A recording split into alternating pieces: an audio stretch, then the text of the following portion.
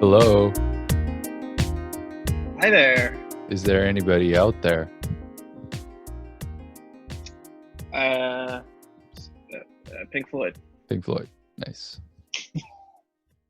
Did you ever have that poster, the Pink Floyd poster? No. No. Oh, you weren't cool? I don't know much Pink Floyd.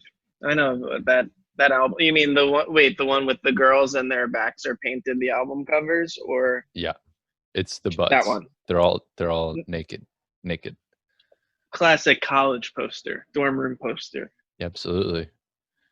Yeah, it would be weird to be like, "Oh yeah, I had the Pink Floyd one, the Animals album cover, and it's just like a pig." Or the Factory one where it's just a factory blowing smoke. Yeah. That'd be weird. No, never got into them. What's your all-time favorite rock band? Um, Three Doors Down. Really? Three Doors Down. No. I've been listening What's their to song? Three Doors Down. Kryptonite. Oh, Um, and then there's one that's been stuck in my head. I think it's them. It's I'm here without you, baby. Is that them? I don't know. That sounds like a lot of songs, to be honest with Wait, you. Shazam my voice. Okay. Shazam doesn't exist anymore. What do you? It doesn't. Do people still Shazam stuff? I guess I don't know. I don't know, but they look like losers holding their phones up to the speaker. You should know what this is. You like the song so much, you should know what it is. You know what I do? I'll just like hear a couple of words and then just Google those words lyrics and then just hope, like, fingers crossed, and be like, maybe this will give me 5 songs that have these lyrics in it and I can narrow it down to the song I just heard. Because it's like, yeah, that's smart. Because that's how it used to. Well, I guess how it used to be done. You just ask somebody, or you'd hum. You'd be like, "Hey, you know this song?" Like, and they'd be like, "Oh yeah, that's the Beatles. Um, like one of their songs." And they're like, "Oh, okay." But now you can just Shazam it. Well, yeah, it would drive you crazy if it was like before we had iPhones, or I guess internet. I don't know, whatever. Where you would be like, "What is that movie that actor is Right. in?" Or like, "Who is that person?" You can't think of it, and then one day you just think of it, or you overhear someone talking. Yeah, you're like reading a book, in a coffee shop, and someone's just like, "Oh yeah, that's like my favorite movie." The one with the guy who kills that like family who captured him or whatever, and you're like, "Oh, that's the movie I've been trying to figure it out." Like Yeah. that's how you would learn about it like 20 years ago. That's how you figure it out. You ever overhear somebody like having a conversation like that, and you know the answer? Oh yeah. What's the protocol there? Do you lean on? Do you say, "Oh, that's Nicolas Cage"? Well, am I overhearing this, or are these like within a discussion of friends? No, you're overhearing it. Say you're online somewhere. We love talking about being online. Say you're online. Dude, You're I'm online online. all the time. And, I think it depends. Like, I think the internet and liking movies and TV and music, depending on what is your kind of lane, it could be theater, it could be whatever. The internet has made it like a breeding ground for people who are like, "Oh, I know the answer to that," and it's just like about giving you the answer. And I yeah, think I try to be fairly conscious about it, at least now, where I'm like not necessarily needing to give that information to them, unless they're like they're genuinely curious about this information that they don't have. I would be like, "Oh yeah, well I know about that, or I could help you with that." But it's how like there's always one or two things that you can interject on, like, hmm "Oh, yeah, fun fact, did you know Jaws was all an animatronic that they built on the studio and blah blah blah." you know, some of that stuff is. Actually, his Here we name go. was Bruce. Here we go. It was Bruce the shark. Exactly. Yeah, like that. Exactly. So like things like that where it doesn't really do anything other than like you're just showing off, basically. You know. Yeah, it's what are you showing off or are you being helpful? And I think most of the time you're look what I know. Yeah, of course. You clout chasing, baby. You got to get them clouts. Don't go chasing cloud. Oh, clouds. Yeah. No, they said clouds. No, this is not a TLC song. You know, don't go chasing. Well, I guess it was don't go chasing waterfalls. It's not even clouds. Right. Well, yeah. So either way, I was wrong. Well, kind of going back to like me hearing lyrics to a song and being like, oh, what song is this and what artist is that? Sometimes I would do that, but not really comprehend the lyrics. Like, let's say it was Chasing Waterfalls is the actual lyric, and I was like, chasing bowling balls. That's what I heard. I was just like, I'm trying to find the song. Don't go chasing bowling balls, and I don't know. It's the Weird Al version. Yeah, the Weird Al. Call up Weird Al. Hey, I got an idea. I'm sure he doesn't hear that. Hey, I got an idea for a song for you. Yeah, especially the type of person who's like a really big Weird Al fan. They're definitely someone who, if they bump into him, you know, at a Supercuts or something like that, and he's getting a trim on his he's getting curls redone on his curly hair. They're probably like, "Hey, Weird Al, I got a good one for you," and he's just like, "All right." TLC, don't go chasing bowling balls, huh? And he's like, "Oh yeah, okay, all right." And then he just like curses their name under his breath as he leaves, because he's got to be like just an angry, violent person, right? Because I don't know. But he's like so genuinely beloved by everybody, and he does have this persona of just being like such a sweet guy. And there's something always weird. It's kind of like the Mr. Rogers thing. There was always that like urban legend that Mr. Rogers was like, he wore sweaters because his arms were filled with tattoos because he was like a Navy but that's SEAL. Clearly not true. Well, you never know. I don't know. When I was a kid, I believed it. I was like, yeah, that makes sense. He always wore a sweater, so I never saw his arm. So clearly he's hiding something. He was a saint. Yeah, of course. But there is always, I mean, it's my Mr. Rogers. He wouldn't have tattoos. Okay, that would tarnish the memory. Exactly. That would make him unqualified to teach me things. Exactly. Well, How dare he have a tattoo? That's the whole, that's the whole Bill Cosby thing. Yeah, you're right. But I think with Weird Al, like, because he doesn't put out music all the time, or at least, when he was releasing albums and stuff, it'd be like every few years or whatever. Yeah. But now, like, you could go on TikTok and there's, 15 teenagers basically kind of doing the same thing. But he's the OG. Yeah. There's nobody who's done. You can't. You can't. You really can't. You're just stepping on his turf. Exactly. Which is, it's a very uniquely and weird shaped turf that is just. What if I did a parody of a Weird Al song? Yeah, double dip. Has anybody done that? Probably. The parody of a parody. People have done a parody of anything. Name a thing, and they've done a parody of it. Yeah, you're probably right. Some sort of satire. Yeah, just like a little fun, like a fun YouTube. We got to find something that's like. We got to find an untapped topic. Oh, an untapped topic to be satirized. Yeah. Airplane food. Wait, shit. Oh, wait, the other way. You went the other way on it. Have they ever made a show about like mechanics, like working in an auto mechanic or a body shop? Is that fruitful? You think there's enough material there? Oh, are you kidding me?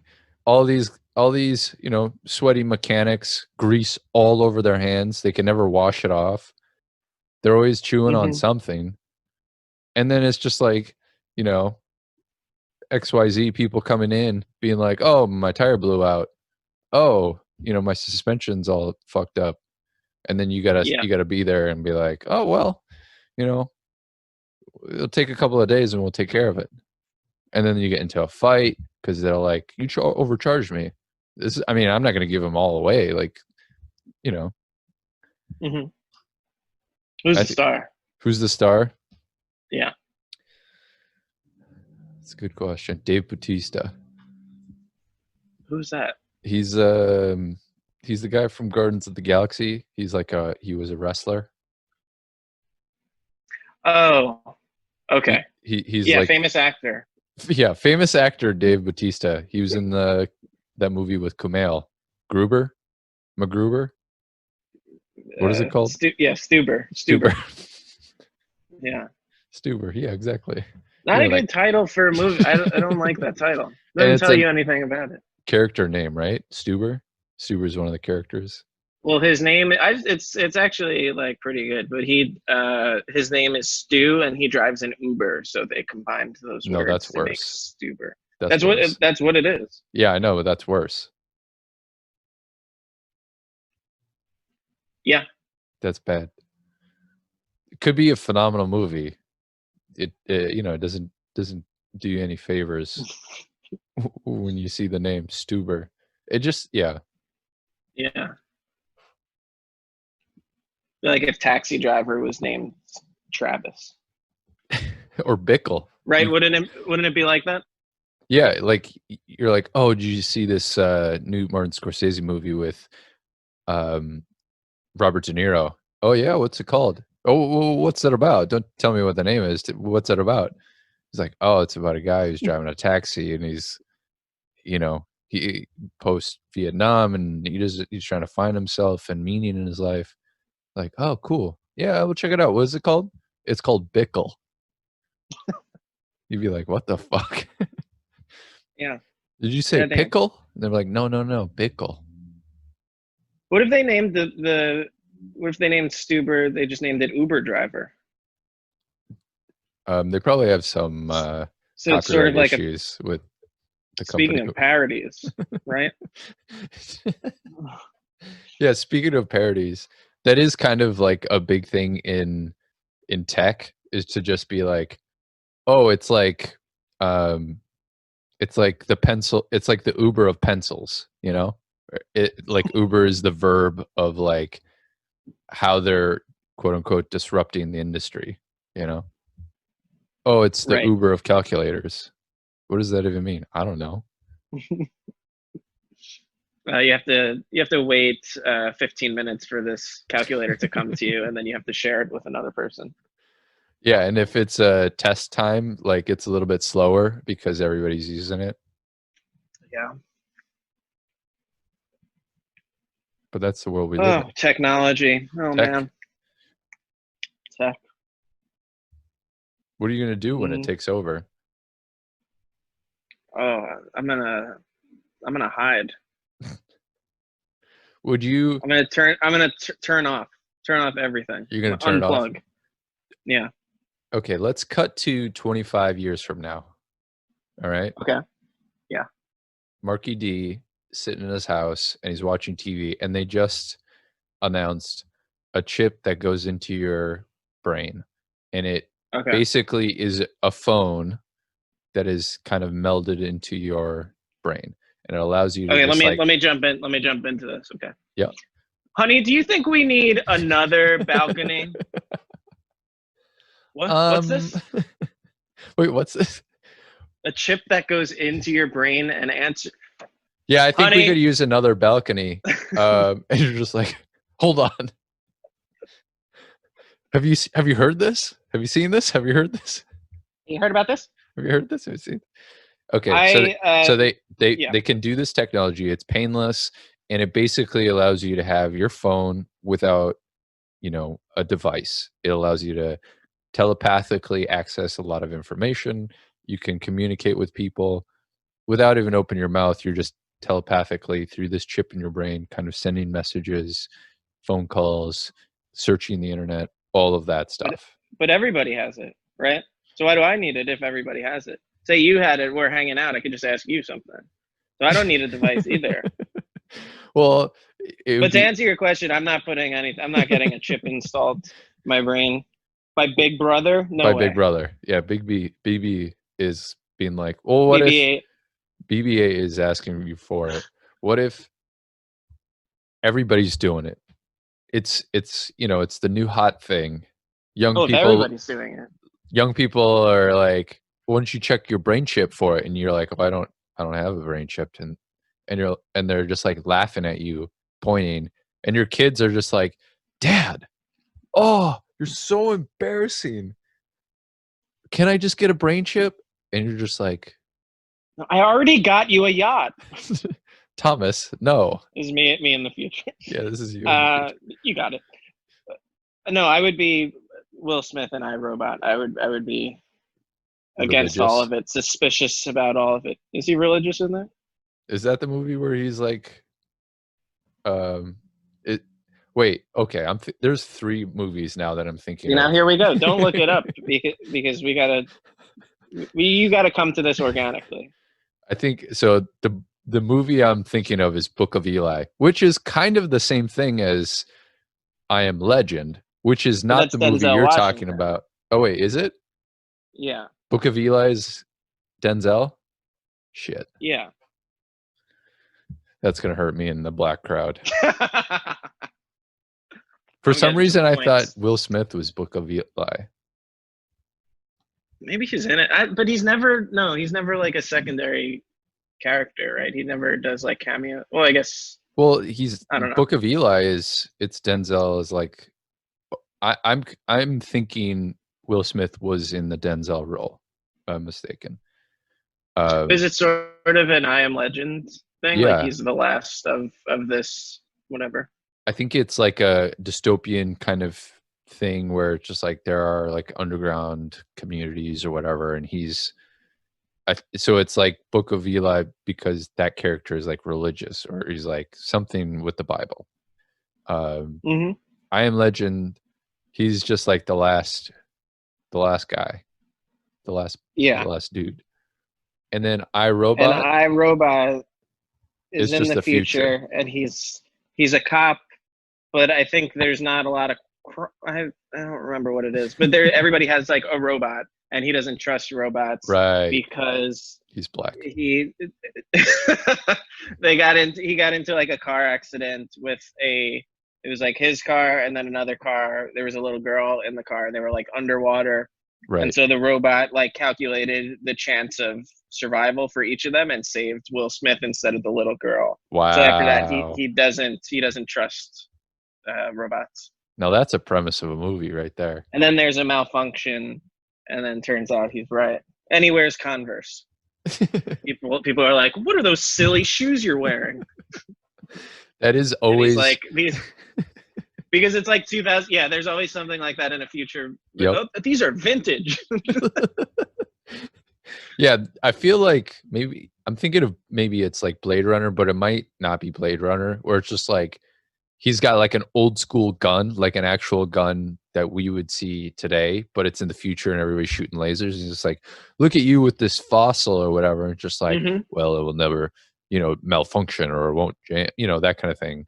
There's always that little thing as like, it's kind of like a wink to the audience being like, I know you dum-dums know what this is.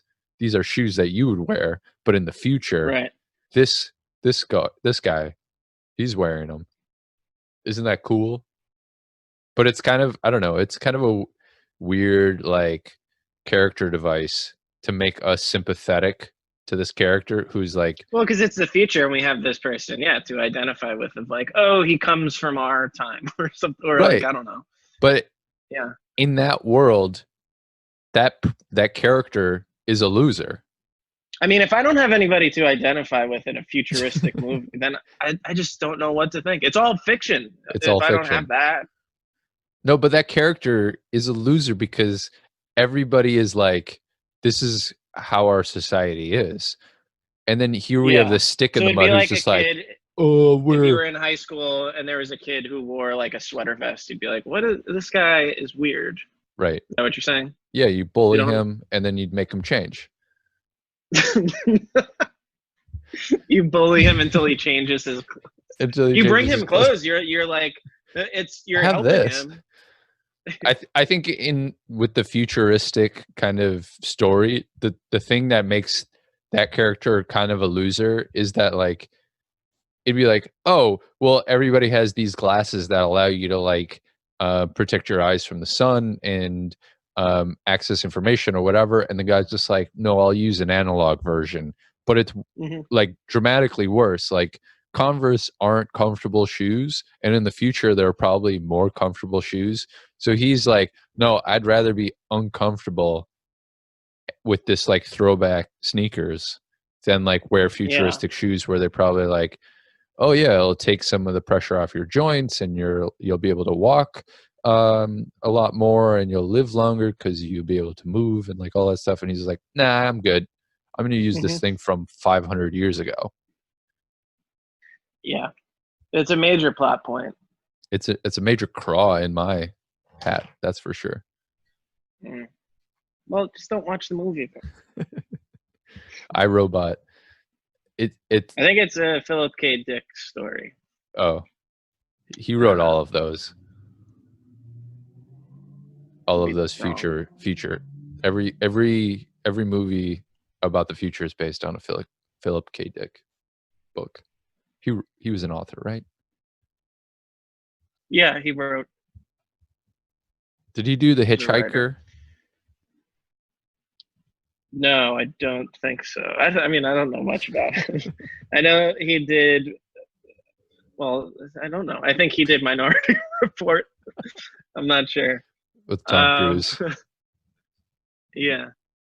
Mm. He did Paycheck. a lot of I know he did Paycheck. Paycheck with Ben Affleck. Yeah. Did he do the Paycheck with? He did Paycheck with Ben Affleck. He did Django Unchained with Jamie Foxx. Yeah. He did all the classics. All of all of the recent Tarantino movies are basically sci-fi. With like what was his last? What was the last Tarantino? Oh, Once Hollywood Upon one? a Time in Hollywood. Yeah. Yeah, it's basically like a sci-fi movie. Imagine if Hollywood was like this. Maybe I'll have to give this Tarantino guy a just a little peek. Check him out. You never know, you know? I'm not a fan. No? No, I like Reservoir Dogs a lot. Yeah, I like Reservoir Dogs a lot too. But aside from that, Kill Bill is good. Pulp Fiction's not bad. What about the best one of the whole bunch? Jackie Brown. Which is I love Jackie Brown. Yeah, well, I guess I like Tarantino. I forgot about Jackie Brown's so good. Jackie Brown. In the mall when you see everybody's different perspective. Oh, it's great. So good. And also one of my favorite De Niro roles, because that's like the beginning of him being kind of like a jerk. Well, I guess he was always kind of a jerk in some of his movies. But like he's got this gross mustache in the movie. And yeah, it was just kind of like this, you would not expect him to play that kind of character. But, you know, Tarantino. Well, because he's like a down and out guy in that movie, right? He's just out of prison and he goes to Sam Jackson for like a job or something. Yeah, he kind of is like a pathetic character, which is not something he's, well, apart from probably his best role ever, which is Dirty Grandpa. But most of his characters have like a certain stature and a certain like thing, even if they have like a sort of tragic kind of arc with their story, they all have this sort of pride. And then I think like in Jackie Brown, he kind of is this kind of like he's slapping around what's her name, Fonda in that movie, and he's just kind of like a bad dude. Yeah. But yeah, Dirty Grandpa is for sure his most nuanced and rangeful role. I'll have to add that to the queue. Yeah, one of the wildest character introductions I've ever seen in my entire life. Like What did they do? his first scene is kind of, well, I don't want to spoil it because it will ruin the surprise. Why do you have to introduce him if the movie is called Dirty Grandpa? Like, wouldn't you just see him and be like, that's the Dirty Grandpa? Well, yeah, that is There kind of doesn't need to be exactly any what sort of, happened. Well, that's the thing is like, you see the trailer. You see I'm the Dirty Grandpa. I Yeah. am. Well, it's not. Ever since I can remember, I was a dirty grandpa. Oh, if they introduced it like a mob movie, that it The would have made year that was movie 1965. I was a dirty grandpa. Yeah, because like you see when I saw the trailer, I was just like, "What the fuck is this?" Zac Efron and Robert De Niro are doing like a road trip comedy. So like you watch the movie, and there's this whole little preamble at the beginning before De Niro's character is like even there or like really introduced, and you see him for the first time. But the first time you see this character is one of those moments where you're just like, "Oh, this is exactly the type of movie that this is going to be based on this one interaction." You're just like, everything from here, I know exactly what's going to happen. Did you stick it out all the way through? Oh yeah, I watched the whole thing. It's great. It's a phenomenal movie. Watching, someone who people respect so much, like Robert De Niro, doing the things that he does in Dirty Grandpa, it's mind-boggling. Just truly. Maybe we should do that as like a little review of the movie. I'll rewatch it. You watch it for the first time, and we'll talk about the cinematic masterpiece that is Dirty Grandpa. I got a question. Do you think that Al Pacino is a good actor? Because yes, I was thinking about this. He's done maybe more bad movies than he has done good movies at this point, right? Well, so I think this is the thing with, because they're kind of in tandem. They both kind of blew up around the same time. They both had these like iconic characters and roles like in multiple movies. The thing is, I think De Niro has like a range that is a little bit more limited than Pacino's as far as characters he plays, roles that he took, and like the emotions and things that he could kind of share and do. Like Pacino, I got a sense that he had more like of a softer side than De Niro had. De Niro was kind of like a blunt object, whereas Pacino was more of like a very fine or sharp knife. And I think as they both got older, they both got a little tired. They both obviously had a lot of money, but in order to have a lot of money, you kind of have to make more money to maintain all the shit that you buy, which I think explains both of their things as far as like doing roles where you'd be like, really? You're in Little Nicky? That kind of thing where it's just like, it seems out of place based on their history. I think the difference between them, for me at least, is Pacino, I think they both started in the theater, but Pacino has always still done theater and has still done things that you would be like, oh, okay, that's an interesting role that you would take. That's maybe not like just a cash grab, but is like he played Phil Spector in that like HBO TV series. And he did this Amazon show recently or whatever. So like I think he still has the appetite to do those like more interesting roles, whereas De Niro has kind of like, I think the issue with De Niro is Meet the Parents was such a massive hit, and he just made a lot of money off of playing this kind of tertiary, secondary, against type character where everybody's just like, here's this badass Robert De Niro, and he's just like, this is the circle of trust. You see this? Yeah. And he became it was easy for people to put that against him, put that character type against him in any role he played. So when he does something like Dirty Grandpa, it's just like, can you believe this? He's doing this kind of ridiculous role you know? Like, I've never seen him shirtless as much as I have in that movie. But yeah, I don't think I've seen him shirtless. Well, he's shirtless in Taxi Driver, but yeah, that's a that's true. different type of shirtless. For sure. Well, what That's do a you young man's shirtless. exactly? What do you think? Where do you lean on the Pacino De Niro? Like if they, which one I like better? Yeah, or like, I like De Niro better. Al Pacino, I don't think. Um, well, I don't think Scarface is that good, and that's the movie he's probably most known for, right? I think it's the most popular. Yeah, Yeah, I don't and think that's a great movie. And then he did all the like in the '90s and I guess like mid 2000s, he did a bunch of like that movie 88 Minutes, oh yeah, which I think is like real time. yep, 88 minutes, he has to find the killer, yep. and it's like really bad. There, that movie, um, Devil's Advocate was another. Click. Was He's he in. in Click? He's in Click. He's in a few Sandler movies, Yeah, Click. but those are all like secondary characters, or like kind of bit parts for the most part. Hmm. Um, But yeah, I can't think of like something that he's done that. oh well, I Dog mean, Day sure, Afternoon, Serpico. He's I've the never best seen that. part of the Godfather movies. Um, Still haven't seen. We talked about it, yeah, but I yeah. haven't seen it. He I think his early stuff, you see things in it that you're just like, wow, this he has like real talent, Hmm. and very natural, and kind of with the range that I'm talking about. He's not just playing, you know, a mafioso character, you know, in every other.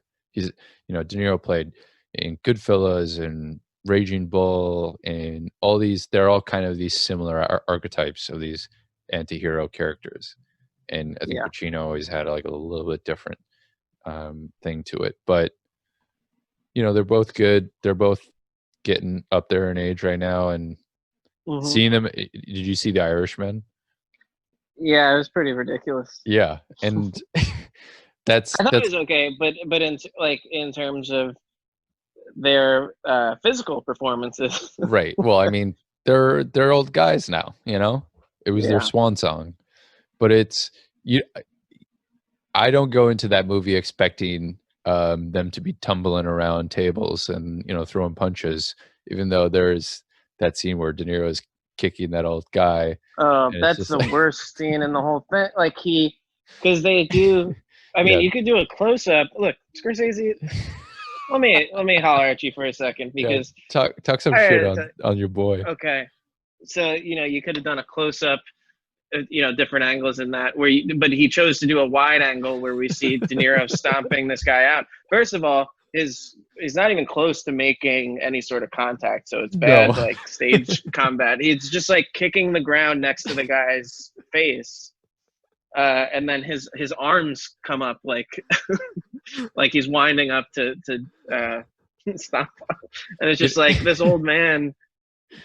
And he's supposed to be what, like 35 or something? Yeah, you know, in his like younger to middle age kind Yeah. of Just that get a era. younger actor to play him, or do that age thing on the young actor. Like, can't you just map his face onto the young actor? So it's like his face Yes. on someone else's body. Do that if I, you're gonna have him do something physical. I think what's funny is that you're 100% right. There's, I think any other filmmaker would have probably done that, or at least recognized, hey, you know, De Niro, who's in real life probably in like his 70s, it's gonna be tough technologically to make that jump to him when he's like 20 in the army versus 40 versus, you know, Hmm. like there's only so much you can do with makeup and CGI and AI to make that. Right. So I think the thing with them is like someone was just like Scorsese's getting De Niro, Pacino, and Pesci all in a movie together. Yeah, absolutely. Let him do whatever he wants. Hmm. So I think they filmed a bunch of stuff, and Martin Scorsese is like, "Yeah, it looks good," you know, and De Niro's just like, "Yeah, it's the best I could do," you know. And Scorsese's like, "It's great. We'll fix it in post. We'll do all this stuff." That's the thing is like you could that every when you see like a bad take in a movie or like a weird line read, it happens a lot when like a foreign actor plays an American, like an Yes. Australian plays an American or something Yes. like that, and it's always when they scream or cry or something like that, their accent seems to come out, and it's like Yep. it's very obvious and very jarring. First, okay, first of all, why just make them Australian, Right. right? There's no reason that they have to be American. Well, that's like kind of every Jean-Claude Van Damme movie is like, I Yeah, forget what Arnold Schwarzenegger also, but and like exactly. that's the thing is they don't, right? They never like explain it. Yeah, they never acknowledge it. They're just like, why is this dude with a Belgian accent a cop in New Orleans? Like, Yeah, whoa, he's because it's French. America. Like Yeah, there's yeah. different people here. Yeah, Like, there's so many movies in the 80s where it's just like, why is this cop Irish? And it's just like, mhm. oh, he came from Ireland. That's, and it was Yeah, before there was training where you could actually like mask an accent or speak in a different dialect. yeah. So they were just like, They couldn't. They who's couldn't gonna do. They know? couldn't do impressions before 1990. Yeah, no. But yeah, I think that's My point is that there's always like whenever you watch a show or something and you're like, oh, that sounded weird. right. Uh, like that was the best take that they could get, or like they didn't want to do it Yeah. over. I don't know.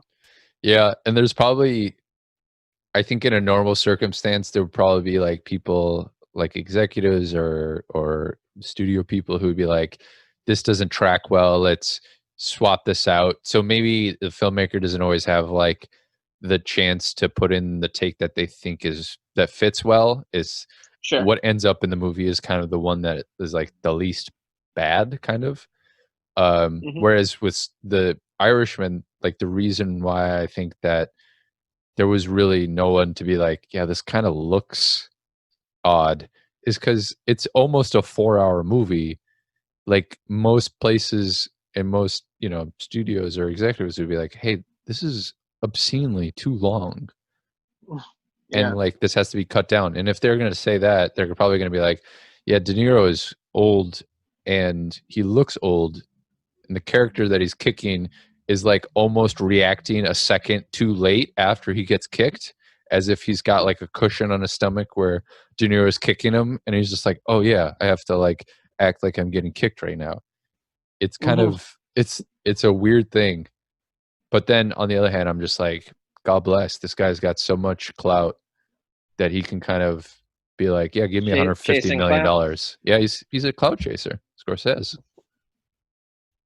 What can you do, man? I wish I like him. I like him too. After we trashed his most recent movie, actually, I would say I did enjoy the movie, even though it's very long. I think it's fun Yeah. because it is kind of this like rambly, like go where the wind blows type story that has like some really good scenes in it, has some like good characters, and there's like fun stuff in it. There's like good You know stuff. what I didn't like is how they nonchalantly dip their bread into their wine. Wait, Did you catch that? that's not something that that's not something they do, that Italians do. Maybe. I've never seen it. It seems disgusting. Just breaking up hard sourdough bread and just dunking it into your red wine that you're Yeah. gonna drink afterwards. I've It, never seen anybody do that in real life. it reminds me of like a communion. They'll do that at least at the church With growing up. They'll like they sure. give you the Body and blood of wafers. Christ. Yeah. So what our priest would do is he'd dunk the bread into the wine and then give you it, so you had a little taste of blood with the body. That's not specific to your priest. Well, no, I don't know because some of them That's do part the of the Catholic. well. We're not Catholic, first of all, but Well, it's also, part of the I don't know, oh, religious, all right. whatever you call Well, it. what I'm trying to say is, okay, two things. One, I've seen where they give you the crackers and they don't dunk the crackers into the wine, right? So you go up the way when you go up, either you put your hands out and then Right. they say body of Christ, or you open your mouth and they say body and blood of Christ, and Oh, they you can dip it and choose. then put it in your mouth. Yeah. Oh, I didn't know that. I thought it was a one-stop shop. So, okay, so you get the dunk the bread in the wine, you eat the bread, Yeah. and then you go back to your seat. And then at the end of all of that, the priest would drink the wine. Yeah, they take a sip of it. No, I think, they or drink, they finish it. They finish it off. I yeah, guess. yeah, because they don't want to waste the blood I haven't been of to Christ. church in a long. But Yeah, that's why. But it's also like I've done that with other things where you dunk like cookies into tea or something like that, biscuits, and then Sure, when you sure, but look that's for my like UK you're folks out sitting, there, they know what's up. but you're sitting home alone eating. Like it's Right. different than when you're at a fancy restaurant or wherever they were, and then you just like, yeah, and you dip there in the wine and you put it.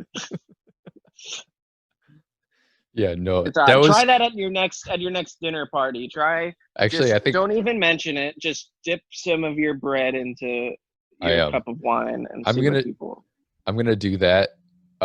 Even though I don't drink wine or I don't like the taste of wine, I'm going to do that and just see what people say. Maybe somebody will be like, "Oh yeah, my grandparents from the old country used to do that." I'd be like, "See, wow, it's not just like a dumb thing a filmmaker would do just to be like, oh, this makes them like this adds details to the scene that it's not really like important. It's just Right. I like mean, adds to the no, of character." course it's definitely like a thing that I guess people do, maybe older. But I don't. Yeah, I've never seen that in person, so I thought it was weird. And it's like, that's something that you should mention. Like, you don't need to mention people's accents, but mention the fact that you just dipped bread into wine. that's true. That is very true. All right, should we get started? Let's get started.